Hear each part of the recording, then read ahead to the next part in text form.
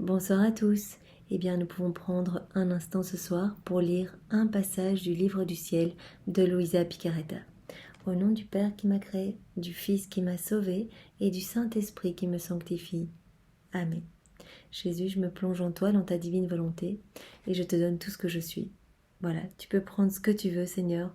Prends les commandes de ma vie, de mon existence, de mon humanité, et donne-moi vraiment la grâce de me remplir de toi, Seigneur. Je ne veux que toi. Alors viens dans mes paroles, dans mes regards, dans ce que je vais entendre, dans mes pensées, dans mes actions, dans mes pas, dans mon souffle. Viens faire battre mon cœur, viens dans mes mouvements conscients et inconscients. Seigneur, je ne veux que toi. Vraiment, dispose mon âme, retire tout ce qu'il y a de mauvais, tout ce qui provient de moi. Retire tout, Seigneur, et viens toi t'établir. Vraiment que mon cœur puisse être un tabernacle d'amour pour toi. Viens te reposer en moi, Seigneur, et que je puisse me reposer en toi. Et viens particulièrement ce soir, et bien vraiment me gorger de ton Esprit Saint pour que je puisse vraiment lire ce passage que tu me donnes, que tu nous donnes tous ce soir. Vraiment ce précieux enseignement. Eh bien, donne-le nous, Seigneur. Vraiment, opère vraiment la transformation de nos cœurs, que nos cœurs puissent vraiment recevoir et s'imbiber de chacune de tes paroles de vie, Seigneur. Nous voudrions vraiment transformer nos vies. Nous voudrions bien nous épurer pour revenir à toi. Alors, s'il te plaît, opère ces beaux changements et qu'il y ait beaucoup de conversion ce soir, Seigneur, parce que ce moment, nous le prenons vraiment dans ta divine volonté, au nom de tous, au nom des âmes du purgatoire, des agonisants, des pécheurs obstinés, de toutes les âmes qui te sont consacrées. Nous sommes là, Seigneur, nous avons soif de toi et nous voulons vraiment que nos vies puissent te servir. Nous voulons vraiment t'offrir tout ce que nous sommes pour travailler à l'avènement de ton royaume. Alors s'il te plaît, vraiment que ces paroles ne tombent pas dans le vide, qu'elles puissent vraiment germer et vraiment que tu puisses trouver tes délices dans nos cœurs qui vont être transformés par tous ces beaux passages, ces beaux enseignements que tu nous donnes. Viens maintenant t'emparer de toutes mes paroles et donne-moi vraiment ton Esprit Saint pour lire ce passage. Alors ce passage est un passage du 16 mars 1913. Jésus parle à Louisa qui se sent un petit peu froide, elle se sent un petit peu en période de désert, elle est vraiment dans l'aridité.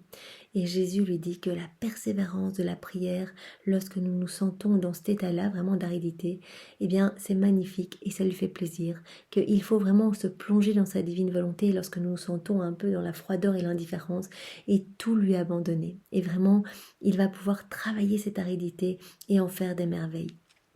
Ma fille, quand l'âme prie avec ferveur, vraiment quand nous ressentons les flammes, l'amour pour Jésus, c'est de l'encens vraiment qui monte vers moi. C'est de l'encens avec de la fumée qu'elle m'envoie. Quand elle prie en se sentant un peu froide, mais qu'elle ne laisse pas entrer en elle quoi que ce soit d'étranger à moi. Donc vraiment, malgré cette froideur, cette indifférence, eh bien, nous décidons quand même de nous plonger dans la divine volonté de Jésus et de tout lui donner et vraiment de ne penser qu'à lui. Vraiment, nous persistons et nous sommes constants dans la prière. Eh bien, dans ce cas-là, Jésus nous dit que ces prières-là, eh bien, sont comme de l'encens, mais sans fumée. Les deux me plaisent. Vraiment, ces deux types de prières me plaisent. Mais l'encens sans fumée me plaît davantage, parce que c'est davantage un gage de notre amour. Voilà, quand nous ne ressentons plus grand chose, que c'est difficile et que vraiment nous choisissons quand même de nous abandonner complètement entre les mains de Dieu et que nous le faisons confiance, voilà, même si nous n'avons plus ce feu, eh bien Jésus nous dit que vraiment ça va être comme un encens sans fumée, alors que vraiment une prière avec ferveur est un encens mais avec de la fumée. Et donc là, l'encens sans fumée, donc la prière vraiment même dans la réalité, me plaît davantage parce que la fumée cause toujours quelques ennuis aux yeux. Comme je continuais à me sentir froide, mon aimable Jésus me dit « Ma fille, dans ma volonté, la glace est plus ardente que le feu. » Qu'est-ce qui t'impressionnerait le plus? De voir la glace brûler et détruire tout ce qui la touche, ou le feu transformer les choses en feu? Donc vraiment pour Jésus, eh bien, il se laisse vraiment toucher. Lorsque nous ressentons, justement cette difficulté à prier et que nous revenons, eh bien ça le touche. Voilà, ça le touche parce qu'il se dit, c'est de la glace qui se transforme en feu. Et donc ça m'impressionne beaucoup plus que vraiment une âme qui est pleine d'amour, qui vient me prier, mais avec facilité parce qu'elle a reçu cette grâce de m'aimer dans la ferveur. Ah, ma fille, dans ma volonté, les choses changent de nature. Donc vraiment, même si on a l'impression que nos prières, eh bien, sont pas terribles, eh bien, de toute façon, dans la divine volonté, Jésus refait tout et change la nature de nos prières. Tout devient divin et éternel.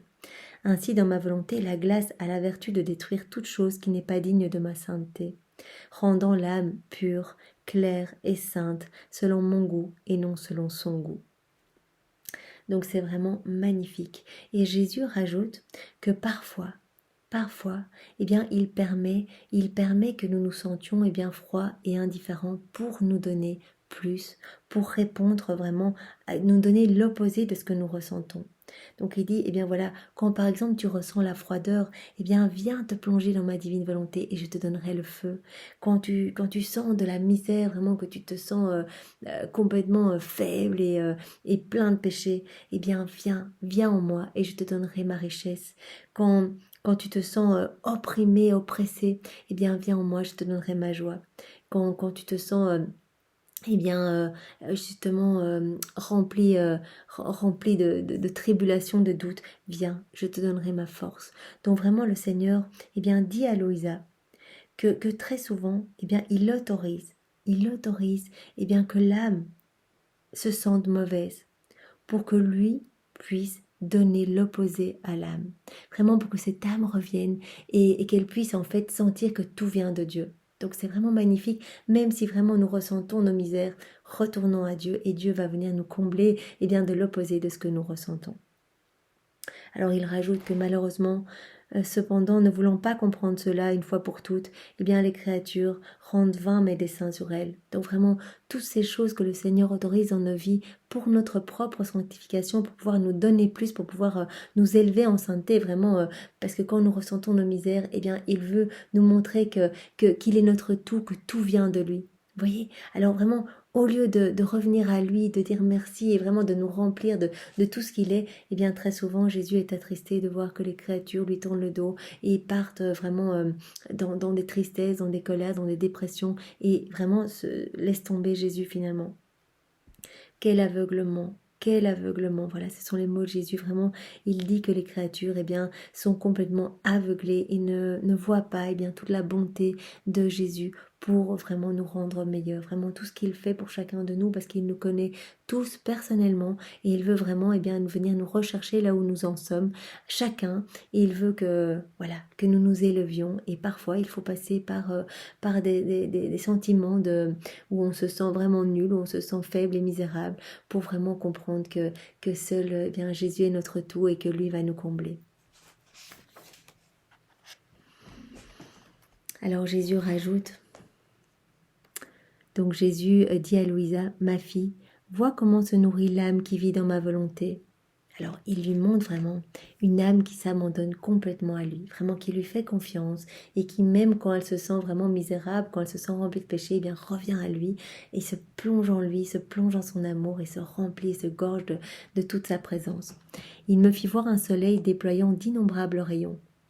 Ce soleil était si brillant que notre soleil habituel eh bien, n'est qu'une ombre à côté de lui. Quelques âmes immergées dans la lumière de ce soleil, donc vraiment plongées dans la divine volonté de Jésus, buvaient à ce rayon, comme à dessein.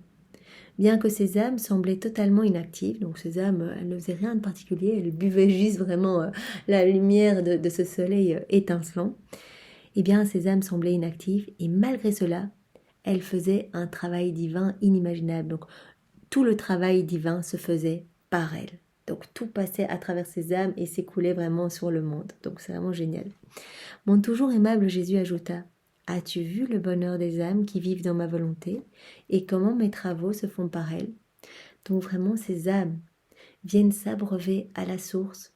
Ce sont des âmes qui ont décidé vraiment de quitter leur volonté propre, vraiment de s'abandonner complètement, comme des petits nouveau-nés, de venir comme téter le lait, mais en fait téter la lumière, en fait, c'est vraiment ça l'image qu'il utilise. Et c'est vraiment se remplir de l'Esprit Saint de Jésus, de sa lumière, vraiment de sa divine volonté. Et toute cette lumière va irradier à travers ces âmes et va couler eh bien sur le monde entier, en fait, à travers les générations passées, présentes et futures.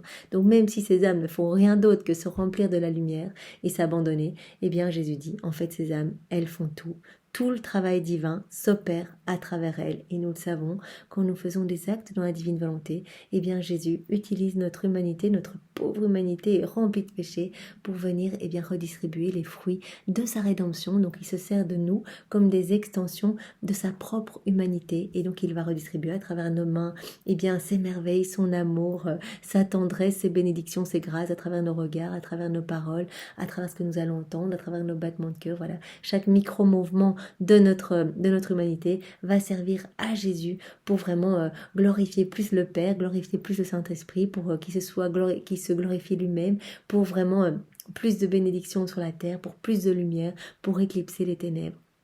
Donc c'est vraiment magnifique. Donc vraiment, as-tu vu donc le bonheur de ces âmes? Donc vraiment, ces âmes sont appelées au bonheur. Donc vraiment, quand nous vivons dans la divine volonté, nous sommes à la source même de tous les bienfaits. Et donc vraiment, nous allons connaître vraiment un bonheur profond.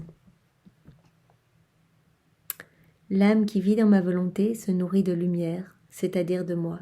Donc vraiment, nous allons nous nourrir de Jésus lui-même. Et pendant qu'elle ne fait rien du tout, nous voyons bien, vraiment, c'est très facile de faire des actes dans la divine volonté, vraiment, Jésus, vraiment, je bois dans ta divine volonté, eh bien c'est Jésus qui vient faire tout le travail divin à travers nous.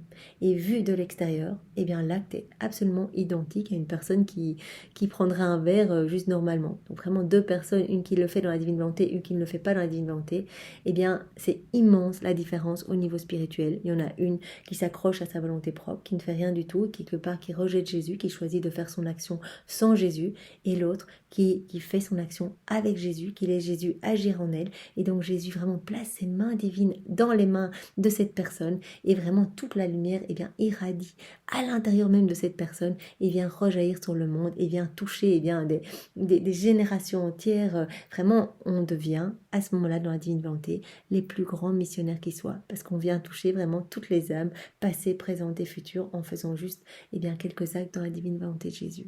Donc vraiment, nous sommes appelés à le faire. C'est vraiment facile et c'est Jésus qui fait le travail en nous, et en plus, au plus nous faisons des actes dans sa divine volonté, au plus il vient embellir nos âmes, au plus il vient nous nettoyer, nous purifier, vraiment nous enrichir de ses merveilles, de ses trésors. Quoi qu'en pense, fasse ou dise, donc quoi que l'âme en pense, fasse ou dise, cela est l'effet de la nourriture qu'elle prend, c'est-à-dire le fruit de ma volonté. Voilà. Quand nous nous abandonnons à Jésus, eh bien c'est vraiment Jésus qui s'empare de toute notre humanité, et vraiment tout va être le fruit de sa volonté. Moi, ça me donne envie de faire des actes dans la divine volonté, et je vous y invite aussi. Soyez tous bénis et passez une belle nuit avec Jésus. Au nom du Père et du Fils et du Saint-Esprit. Amen. Bonne soirée à tous.